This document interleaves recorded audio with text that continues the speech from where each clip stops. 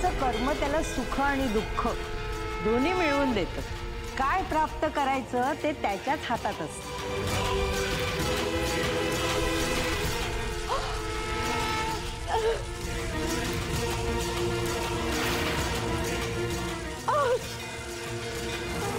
जोडलेलं कधी तोडू नये. मग ते नातं असो किंवा हार. तोडलं की शिक्षा होते.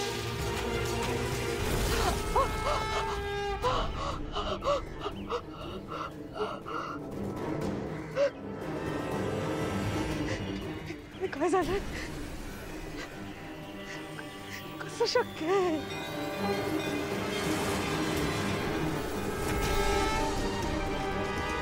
चला, सगळं सामान घेतलेलं आहे. उलट ह्याच्यात केळी सगळं. बाईसाहेब, काय झालं? पायाला काही लागले का? नाही. मग सगळेजण तर आत गेले, तुम्ही का बाहेर थांबला? चला ना. हो, मी येते तुझा आत. जा. हो.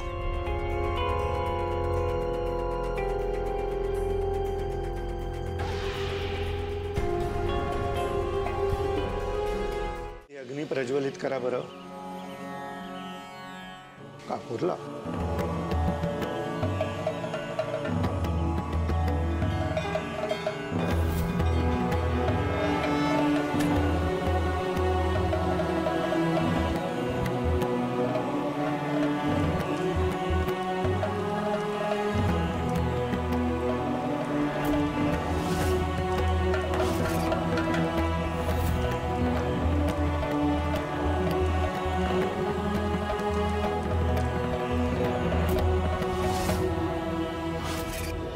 जुष्टोदमुनात्रेयो वसुश्रुतोऽग्निसृष्टुभ इह अग्ने राहु गण गौतमोऽग्निसृष्टुभ अग्न्यावाहने विनियोगाः ओम जुष्टोदमुनाथे यज्ञमुपयाय विद्वान. आजकाल लोक लग्नाचा वाढदिवस हॉटेलमध्ये जाऊन साजरा करतात, पण आपल्या अथर्व साहेबांचं जेवढं कौतुक करावं ते कमीच आहे.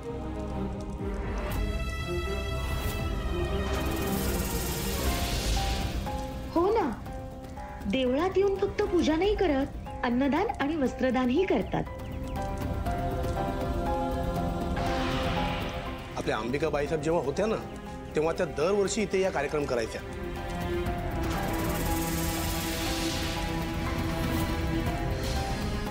तसं बघायला गेलं तर अथर्व साहेबांच्या दुसऱ्या बायकोचं कौतुकच करायला पाहिजे ना. त्यांनी हा कार्यक्रम अंबिका बाईसाहेब गेल्यावरही सुरू ठेवला. आता तूप घालायचंय. जपा कुसुम संकाशम काश्यपेयम महतीम तमोरीम सर्व पापग्नम प्रणतस्मै दिवाकरं नमः.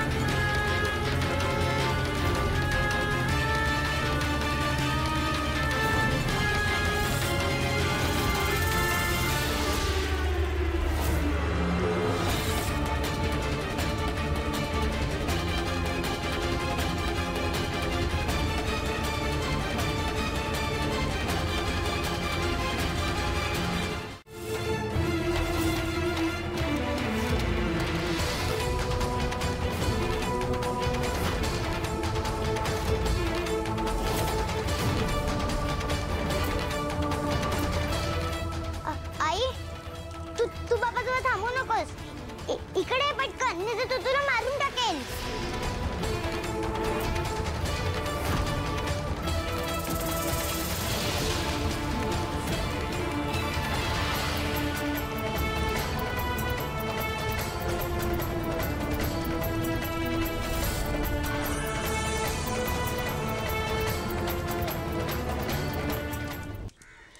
वेदा,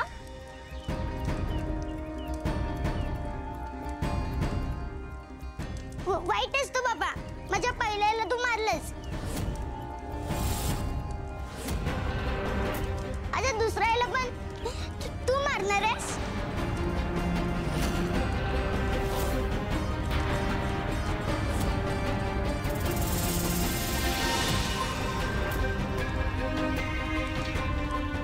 वेदा वेदा हे बघ, असं काहीच नाहीये बाळा, माझं ऐकून तर घे. नाही आई, बाबा असंच करतो. तुला तर मारून टाकणार आहे.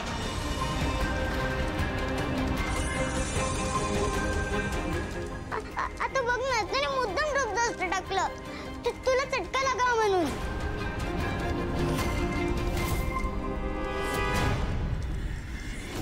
अंबिकाबाई साहेबांना अथर्व साहेबांनी मारलं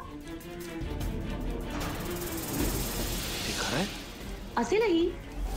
आता त्यांची मुलगी बोलते म्हणजे खरंच असेल.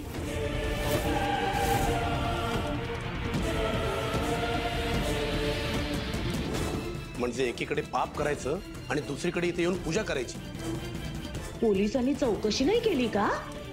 मोठी माणसं आहेत, यांची पोच मोठी आहे, दाबला असेल प्रकरण.